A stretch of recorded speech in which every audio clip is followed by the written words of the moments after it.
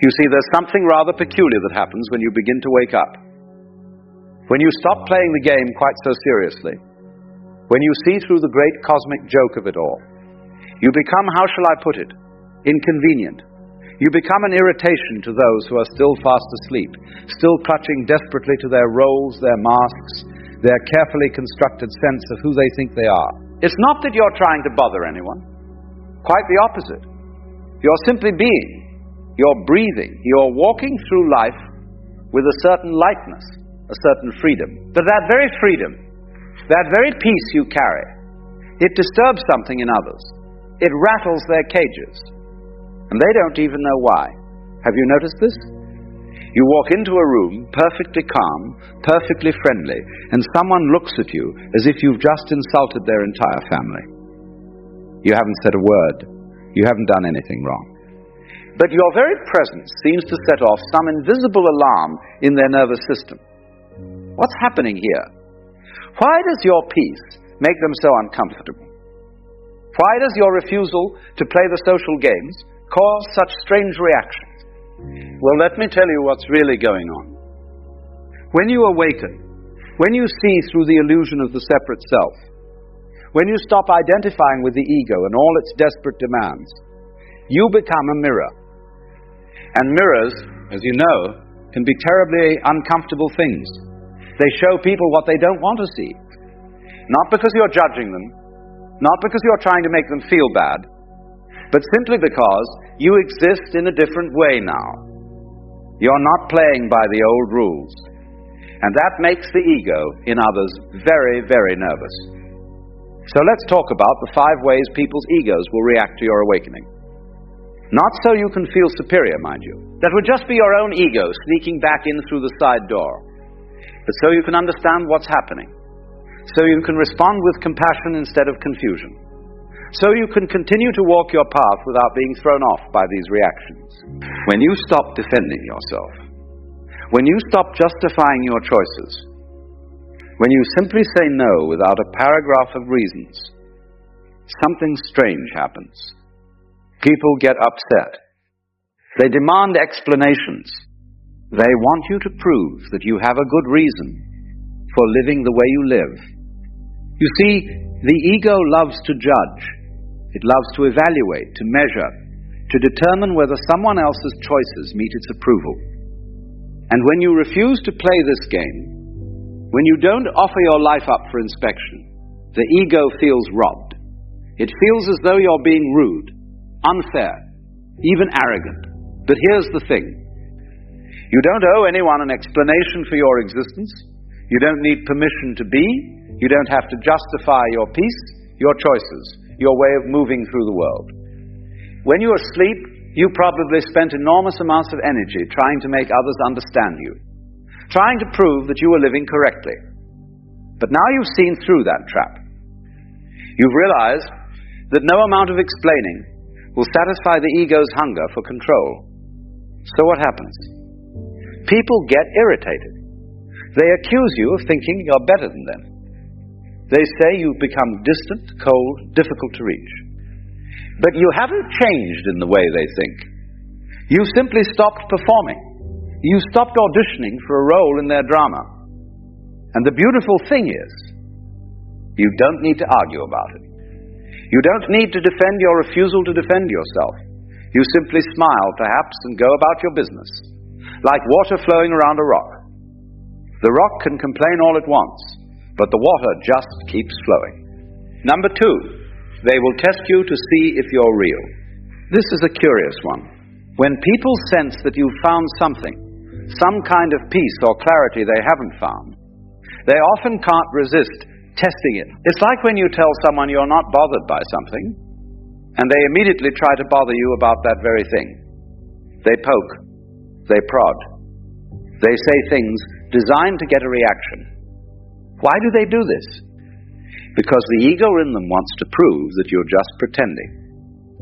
It wants to show that underneath your calm exterior, you're just as anxious, just as reactive, just as trapped as they are. If they can get you to break, to lose your composure, to snake back at them, then they can dismiss what you represent. They can go back to sleep feeling justified. You might find people bringing up old arguments, mentioning things they know used to upset you, creating situations designed to push your buttons.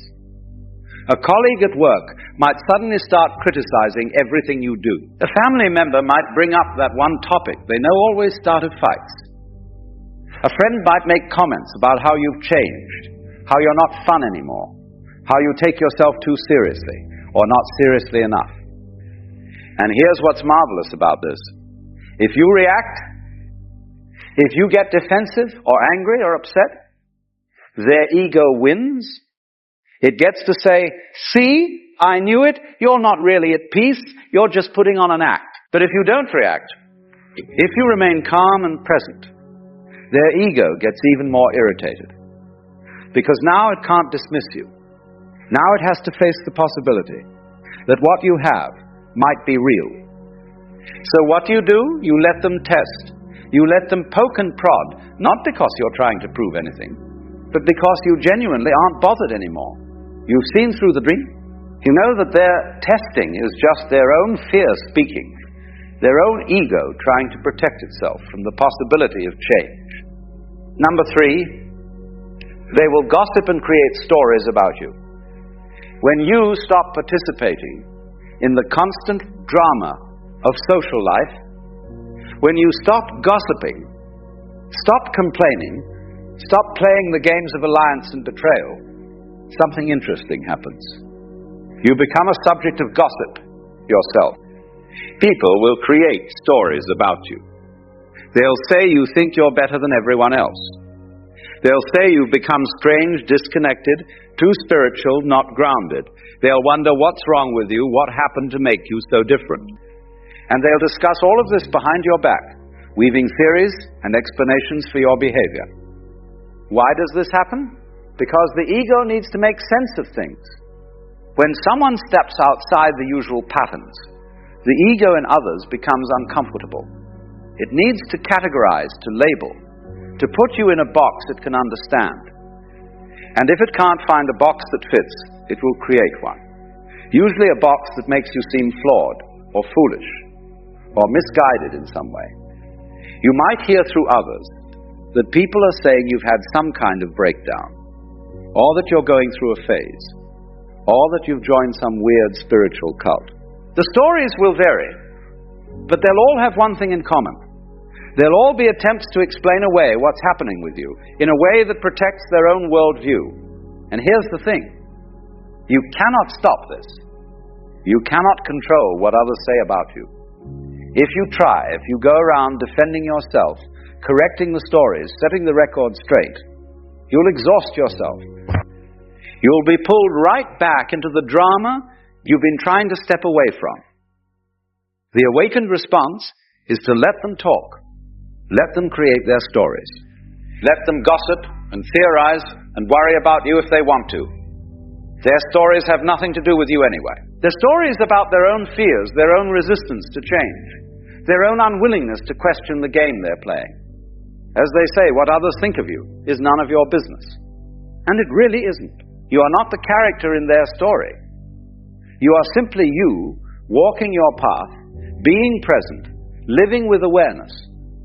The rest is just noise. Number 4. They will try to pull you back into old patterns. This one can be particularly tricky, especially with people you've known for a long time.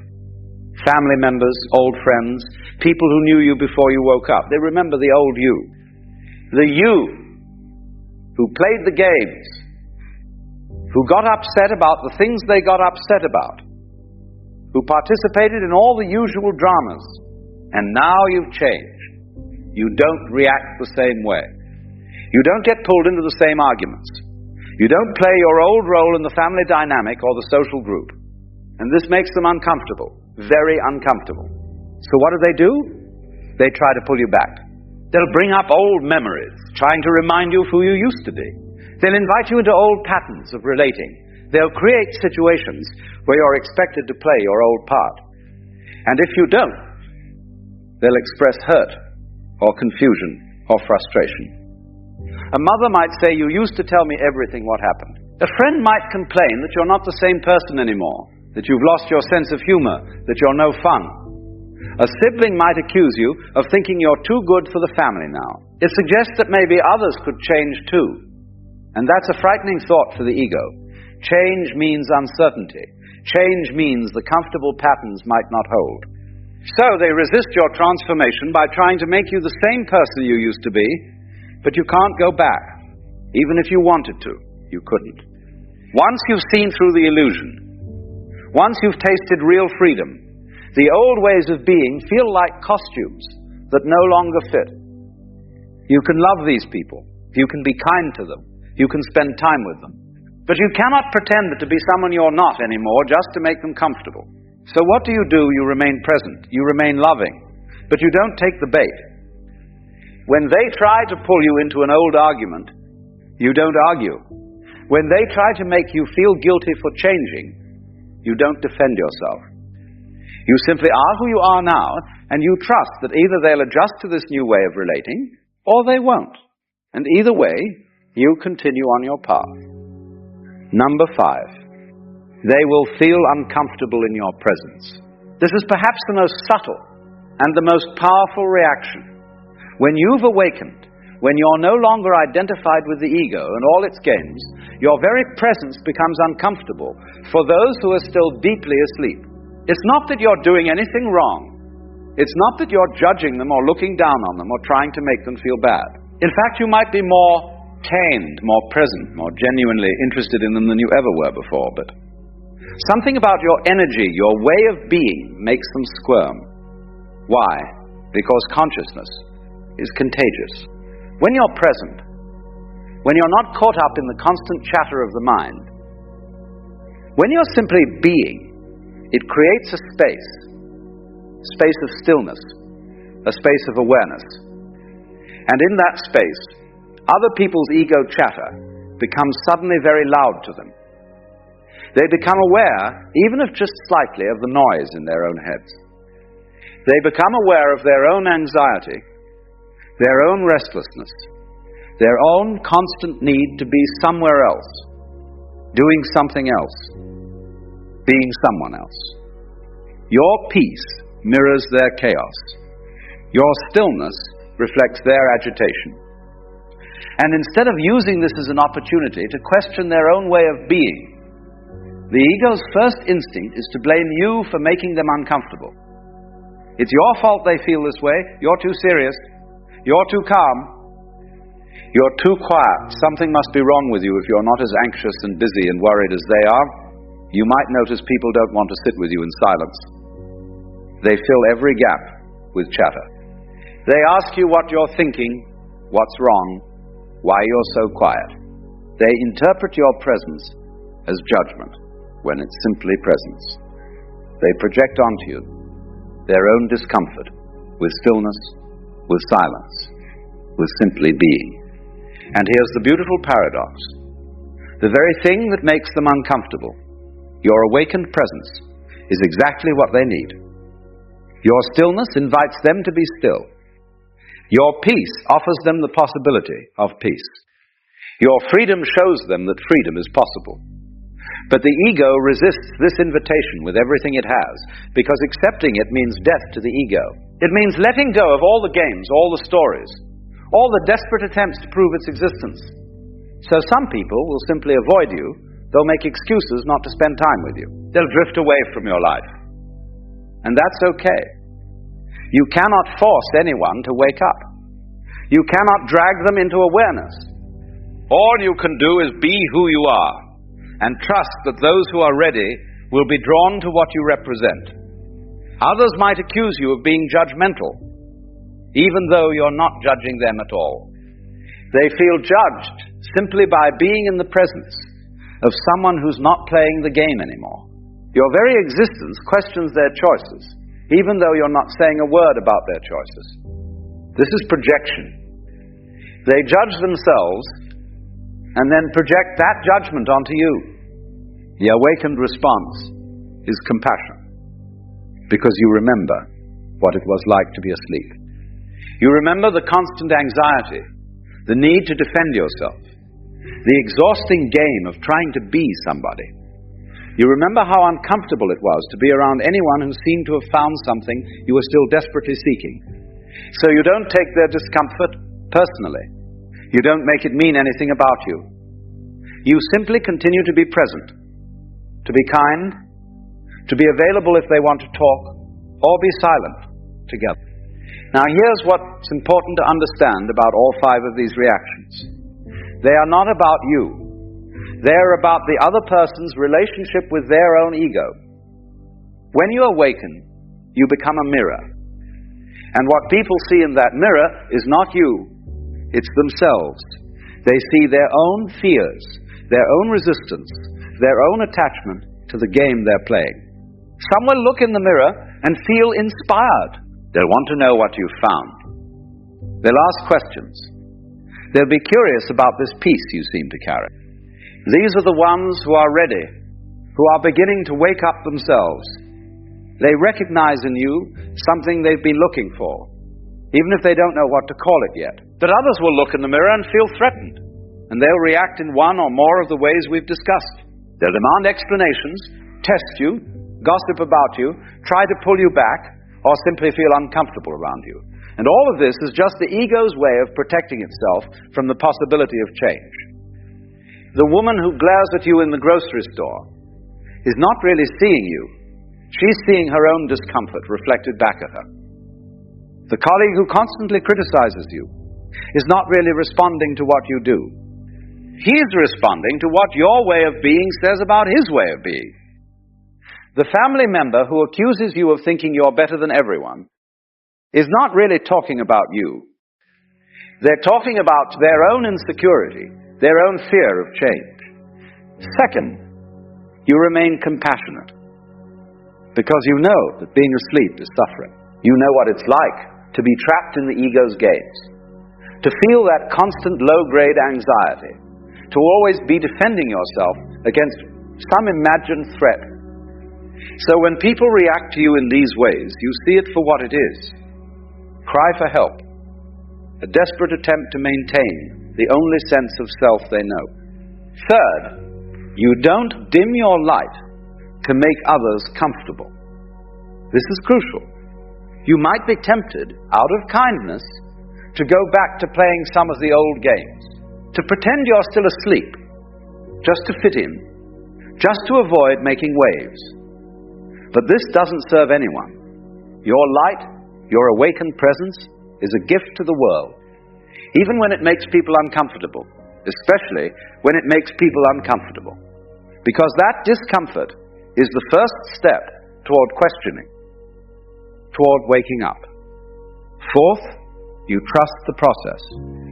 You understand that awakening is not something you can give to anyone else. They have to find it themselves. Your job is not to wake anyone up. Your job is simply to be awake yourself. And in being awake, in living from that place of presence and peace, you offer a possibility. You show that another way is available. What others do with that possibility is up to them. And fifth, you keep your sense of humor about the whole thing. 'Cause really, isn't it rather funny? The great cosmic joke of it all. Here we are, consciousness pretending to be separate individuals, egos fighting with other egos, all of us forgetting that we're the same thing, looking at itself through different eyes. When you see this, when you really get the joke, you can't help but laugh. Not at others, but with them. Because we're all in this ridiculous play together. You see, the irritation people feel is not a problem to be solved. It's part of the process. It's part of how awakening spreads. One person wakes up, and their presence creates ripples. Some people surf those ripples toward their own awakening. Others resist them, build walls against them, pretend they don't feel them. But the ripples continue. The presence continues. The light continues to shine. And here's the final secret. The more you stop caring about these reactions, the more effective your presence becomes. When you're trying to prove something, trying to convince others, trying to make them see, you're still caught in the ego game. But when you simply are, when you live your life with presence and peace without any agenda, without any need for others to understand or approve, that's when the real magic happens. Because then you're not playing the game at all. You're not trying to win. You're not defending yourself. You're not even trying to wake anyone up. You're just being. And being is the most powerful thing in the world. Being is what the ego cannot withstand. Being is what gradually dissolves all the games, all the stories, all the desperate attempts to be somebody special. So let them react. Let them demand explanations. Let them test you. Let them gossip. Let them try to pull you back. Let them feel uncomfortable. It's all part of the dance. It's all part of the play. And you just keep being present, aware, free. You walk through the world like water through rocks, like wind through trees, like light through darkness. Not forcing anything, not resisting anything, simply flowing, simply being. And in that simple being, you offer the most powerful teaching of all. The teaching that has no words. The teaching that cannot be explained. The teaching that irritates every ego it encounters because it shows, without saying a word, that the emperor has no clothes. That the game we're all playing is just a game. That underneath all the roles and masks and stories, there is simply this presence, this awareness, this being. And that, my friends, is quite enough. Now here is a rather curious thing.